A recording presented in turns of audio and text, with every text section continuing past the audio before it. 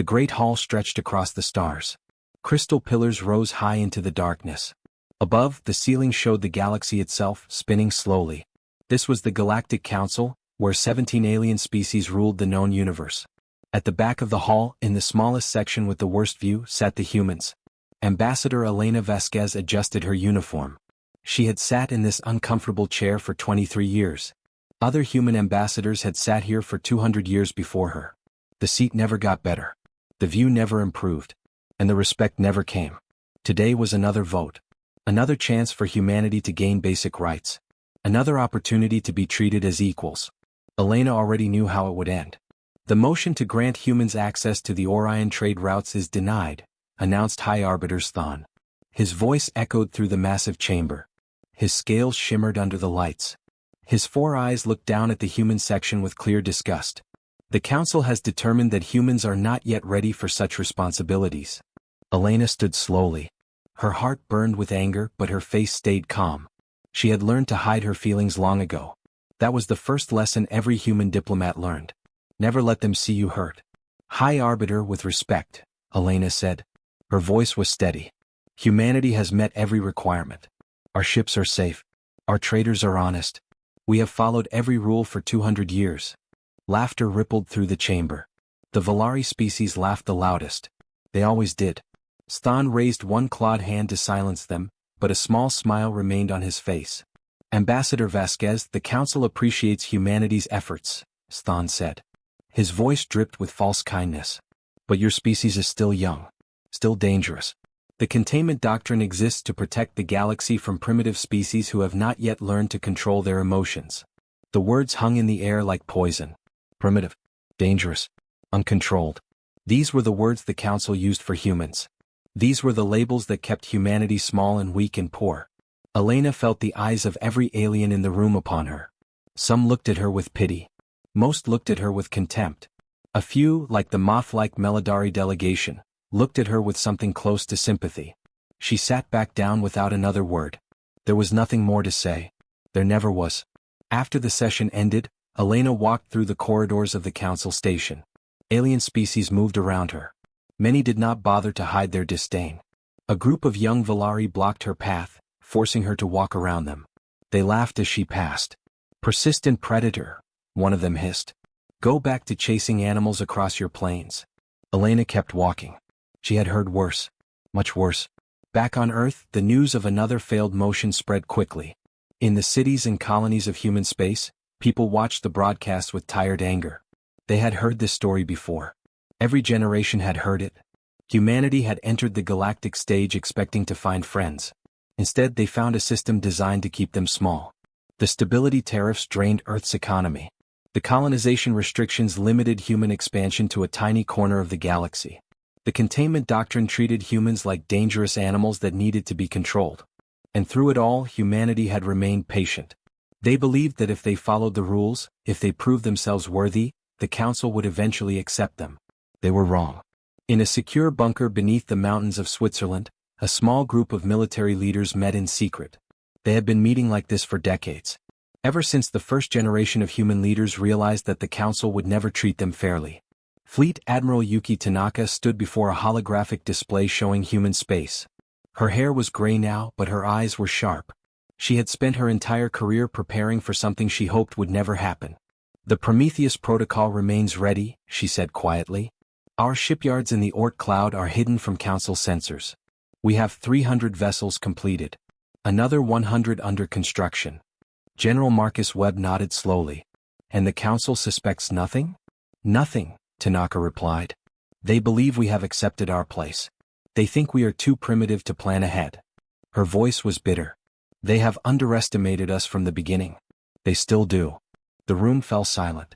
Everyone there knew what the Prometheus Protocol meant. It was not a plan for defense. It was not a plan for negotiation. It was humanity's final answer to a galaxy that refused to give them a fair chance. But no one wanted to use it. Not yet. Not while there was still hope. Hope was all humanity had left. Ambassador Vasquez returned to Earth a week later. She stood before the United Terran Parliament and delivered her report. Her voice was steady, but those who knew her could see the exhaustion in her eyes. We must continue our diplomatic efforts, she concluded. Change will come. It may take another century, but it will come. We must be patient. The parliament voted to continue the current approach. Patience. Diplomacy.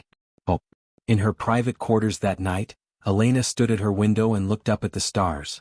Somewhere out there, human colonies were struggling under unfair taxes. Human traders were being cheated and mocked. Human children were growing up learning that the galaxy considered them lesser beings. She thought about the Prometheus Protocol. She had been briefed on it years ago. The knowledge weighed on her like a stone. Part of her wanted to believe it would never be needed. Part of her feared that belief was foolish. On the Valari homeworld, High Arbiter Thon celebrated another successful council session. He had kept the humans contained for another year. His advisors congratulated him on his wisdom. They are like trained animals now, Thon laughed, raising a glass of expensive wine. Give them a few scraps, make them beg, and they stay quiet. In another century they will forget they ever wanted more. His advisors laughed with him.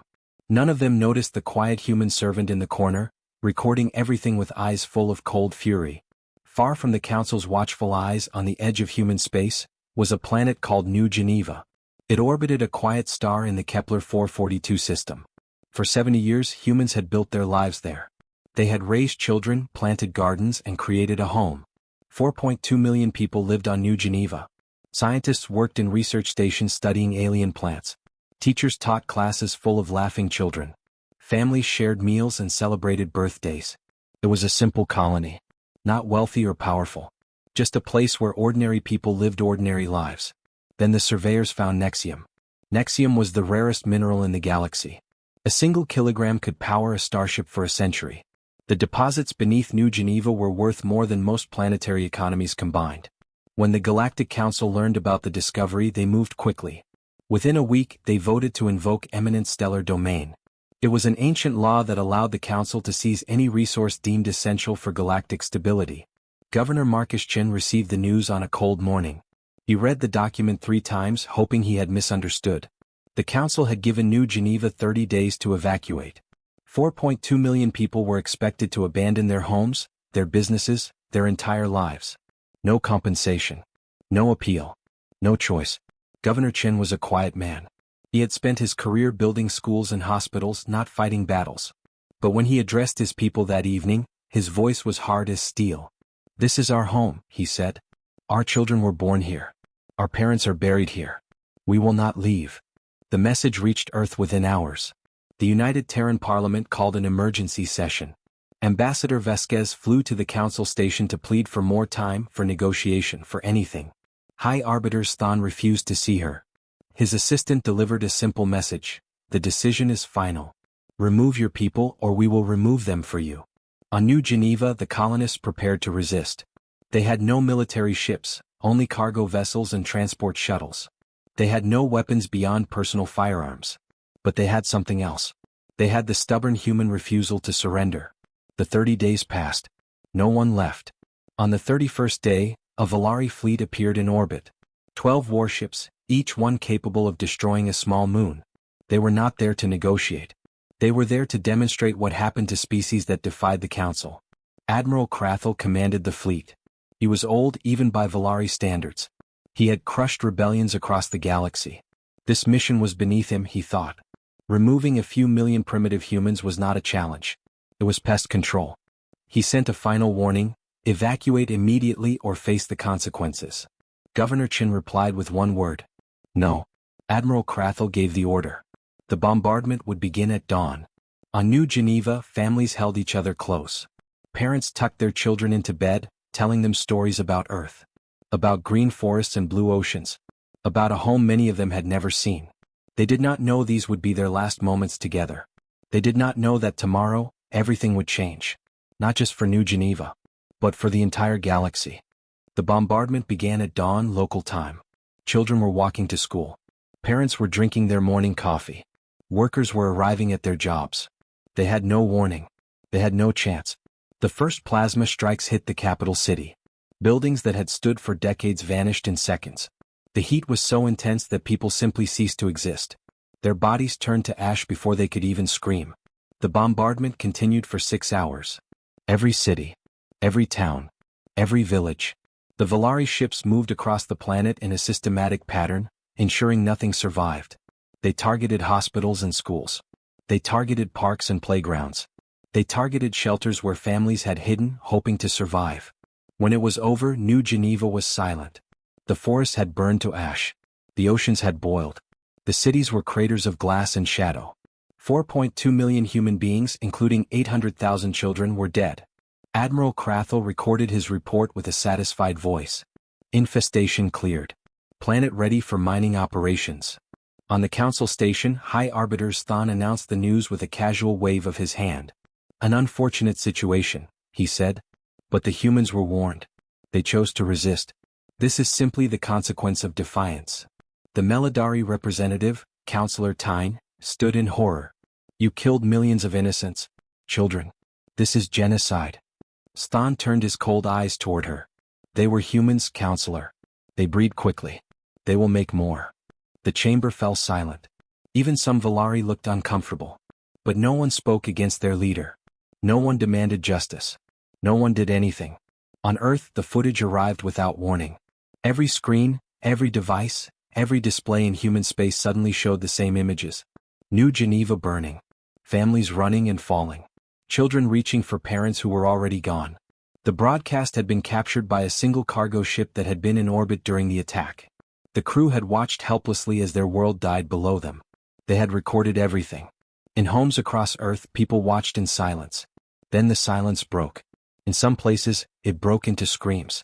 In others, into sobs. But in many places, it broke into something quieter and far more dangerous.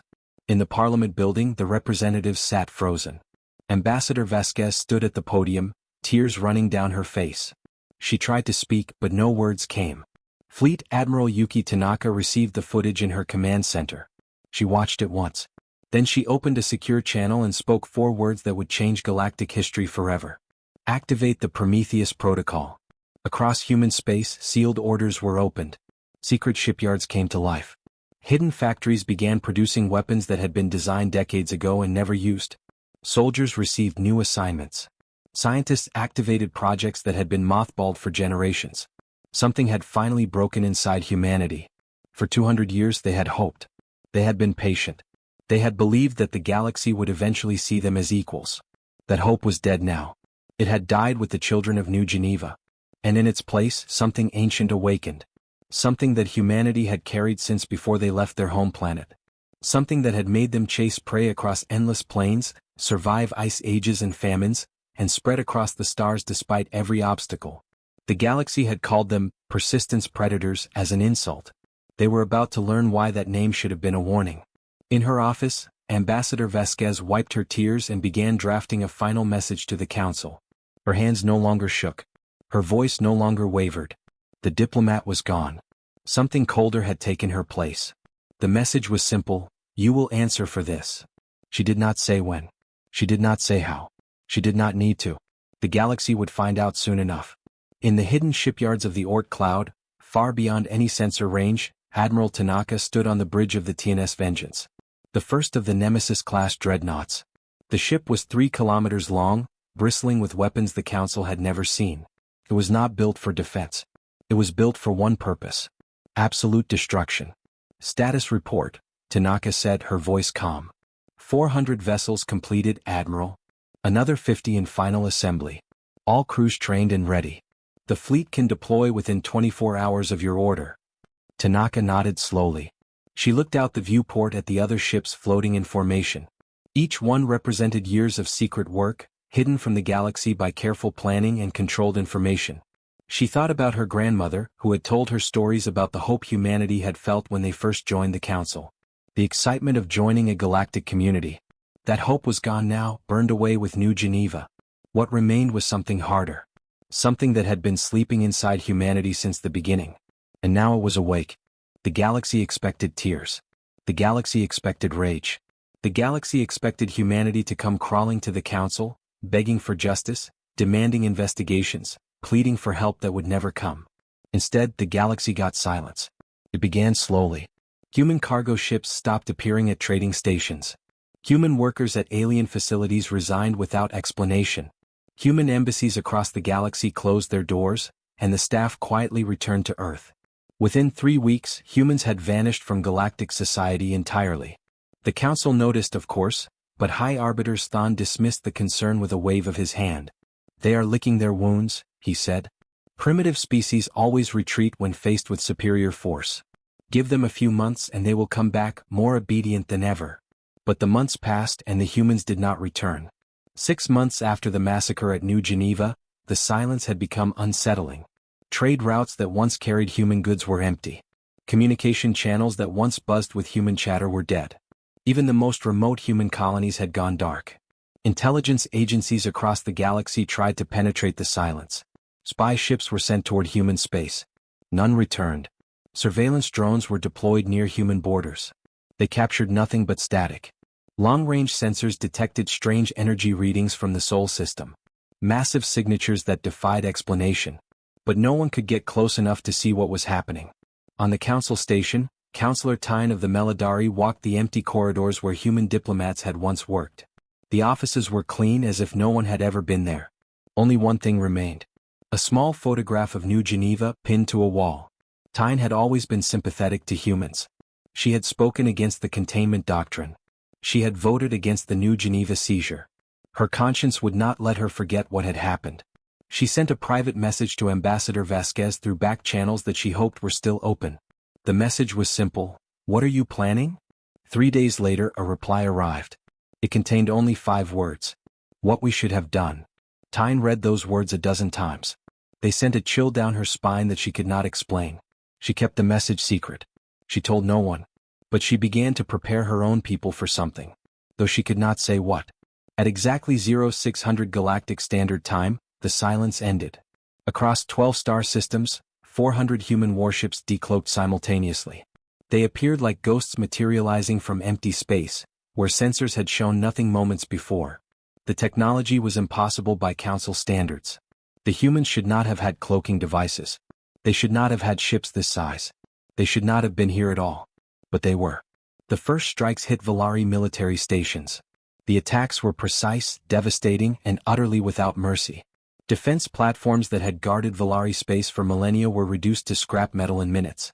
Communications relays were destroyed before distress signals could be sent. Supply depots vanished in nuclear fire. On the Valari homeworld, alarms screamed through every city. Admiral Krathel, the same commander who had burned New Geneva, scrambled to organize a response. He commanded the core fleet, the most powerful military force in the galaxy. 60 massive warships, each one representing centuries of Valari supremacy. The core fleet launched within the hour. Krathel was confident as his ships moved into formation. He had crushed rebellions across the galaxy. These humans were no different. They had caught him by surprise, yes, but now they would face the full might of Valari power. He was wrong. The human ships did not form battle lines. They did not engage in the formal exchanges that Council species considered civilized warfare. Instead they attacked like wolves, fast and coordinated, striking from unexpected angles and retreating before the Valari could respond. Krathel's flagship was hit by 16 missiles within the first 10 minutes. His shields failed. His weapons went offline. He watched in disbelief as his proud fleet was torn apart around him. The battle lasted 9 hours. When it was over, the core fleet was debris. Krathel's flagship drifted powerless, its hull breached in 100 places. The admiral himself was captured when human marines breached his command center. They did not speak to him. They did not gloat. They simply bound his hands and dragged him away in silence. That silence was more terrifying than any threat could have been. Across the galaxy the news spread like wildfire. The Valari core fleet destroyed. The unbeatable military of the dominant species reduced to nothing in less than a day. The Council species reacted with panic. Some called for immediate surrender. Others demanded counterattacks that no one was capable of launching. The Melodari announced neutrality and withdrew their forces to their own borders. High Arbiter Thon watched the reports in his private chambers with growing horror. This was impossible. Humans were primitive. Humans were weak. Humans were supposed to be afraid. His personal communication device chimed. A message from Admiral Tanaka appeared on his screen. 3 words. "We're coming for you." The campaign continued for 72 hours. Human forces struck at military targets across Council space with terrifying efficiency. They did not attack civilian populations. They did not glass homeworlds. They destroyed only military infrastructure. but they destroyed it completely.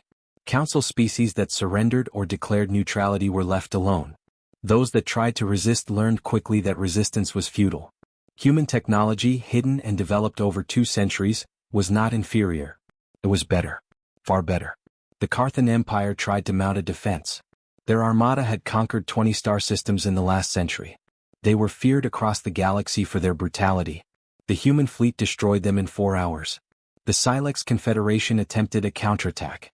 Their ships were known for their advanced shielding technology. Shields that could withstand anything the galaxy could throw at them. Human weapons tore through those shields like paper. One by one, the military powers of the Galactic Council fell.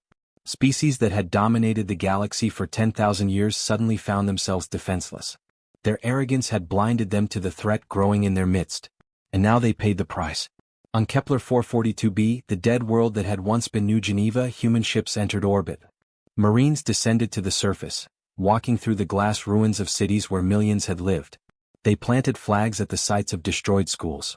They marked the locations of hospitals that had been specifically targeted. This world would never be a mining colony. This world would become a memorial. A permanent reminder of what had been done and what it had cost. By the end of the 3rd day, the military power of the Galactic Council was broken. Admiral Tanaka's fleet arrived at the Council station on the 4th day. 300 warships surrounded the structure where the galaxy's leaders had gathered to rule over lesser species. The same station where humans had begged for scraps of dignity for 200 years. Tanaka's voice echoed across every channel in the galaxy. Every species, every world, every ship heard her words. You called us primitive. You said we were animals. Pests. Creatures to be controlled. She paused, letting the words echo through the stars. You were right about one thing. We are predators.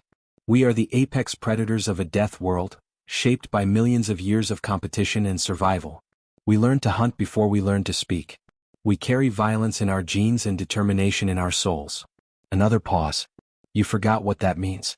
You grew comfortable in your civilized worlds, your ordered societies, your rules of engagement.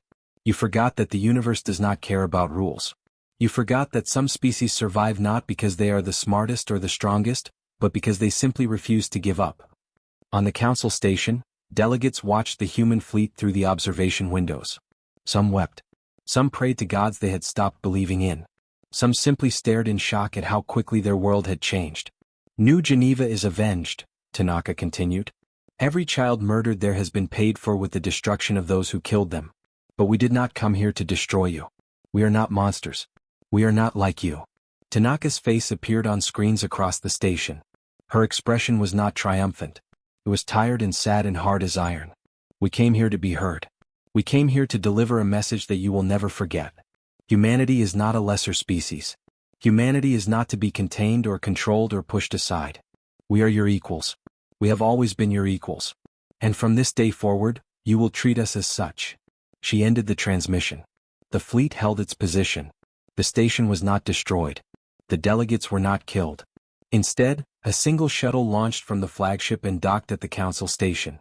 Ambassador Elena Vasquez stepped out, flanked by armed Marines. She walked through corridors where she had once been mocked and dismissed. Now every alien she passed pressed against the walls to let her through. They looked at her with fear in their eyes. They understood now what they had never understood before. Patience is not weakness. Silence is not surrender. And humanity, pushed too far, is the most dangerous force in the galaxy. Vasquez entered the Council chamber and took her place at the podium where she had begged for justice so many times. But she was not here to beg anymore. She was here to dictate terms. High Arbiter Thon had been dragged into the chamber in chains. He stood where criminals stood during trials, in a circle of light at the center of the room. His fine robes were torn. His face was bruised. The arrogance that had defined him for centuries was gone, replaced by something he had never felt before. Fear. Elena looked at him for a long moment. Then she began to speak. The Council chamber had never been so quiet. 17 species sat in their sections, but the old hierarchy meant nothing now. The Valari, once proud and dominant, huddled together like frightened children. Elena Vasquez stood at the podium. Behind her, through the great windows, human warships filled the sky like a field of angry stars. She looked at the assembled delegates and felt something strange. Not triumph. Not satisfaction. Just a deep, heavy tiredness. 200 years ago, humanity joined this council, she began. Her voice was calm, almost gentle. We came with hope. We came believing that the galaxy would welcome us, that we could learn from older species and share what we had to offer. She looked at Stan. He flinched under her gaze. Instead, we found a system designed to keep us small. We were taxed until our colony struggled to survive. We were denied basic rights that every other species enjoyed. We were called primitives, animals, pests.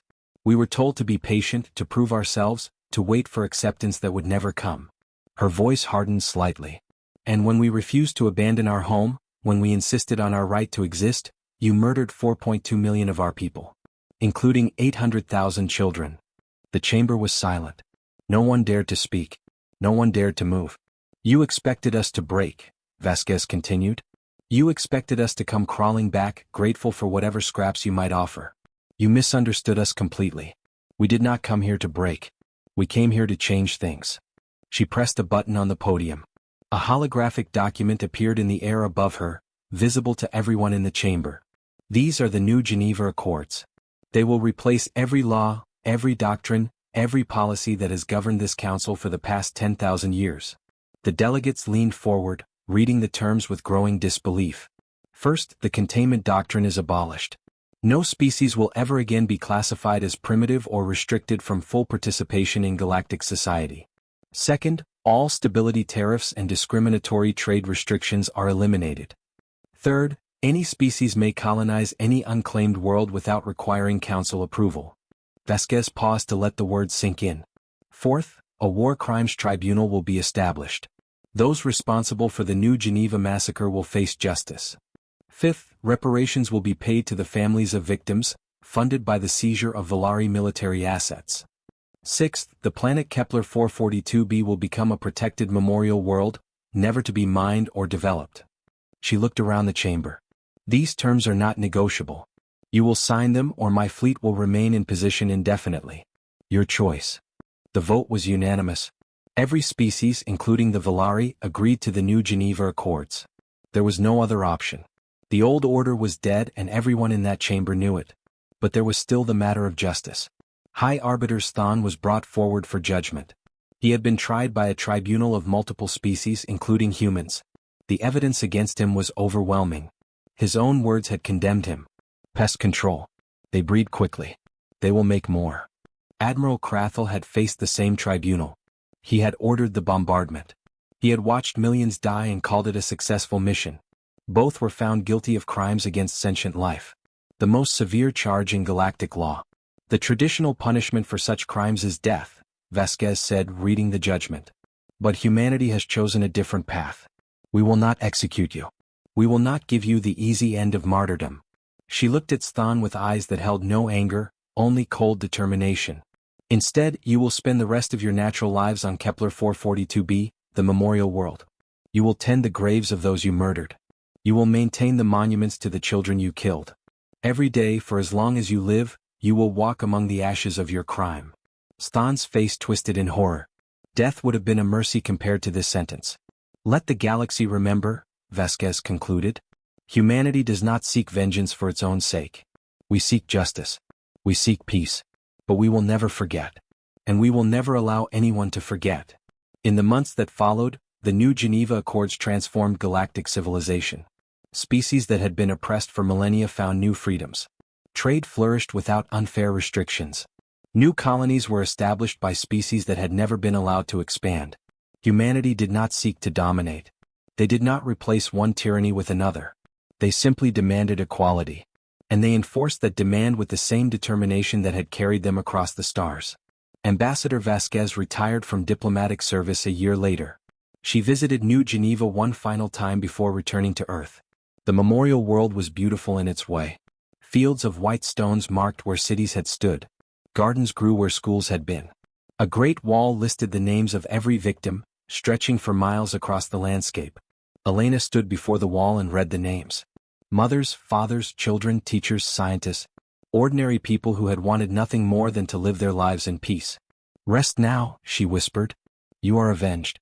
You are remembered. And because of you, no human will ever be treated that way again. On a distant Melodari world, a young child asked their parent why humans were so respected now. The parent thought carefully before answering. Because they taught the galaxy something important. They taught us that kindness is not weakness, that patience has limits, and that some species, when pushed too far, become something that cannot be stopped. The child considered this. Are humans dangerous? The parents smiled gently. Only if you give them reason to be. If you treat them fairly, they are the most loyal friends in the galaxy. But if you harm their children, if you take everything from them and laugh while doing it, then yes. Then they are the most dangerous thing in the universe. Humanity had paid a terrible price for their place in the galaxy. They had learned that hope alone was not enough. They had discovered the darkness within themselves and the strength it could provide. But they had also proven something else. They had proven that even in their darkest hour, even with the power to destroy everything, they could choose mercy. They could choose justice. They could be better than those who had wronged them. That was the true lesson of New Geneva. Not that humanity could fight, but that even after everything they could still choose not to become monsters. The galaxy would never forget that lesson. And humanity would never forget the cost.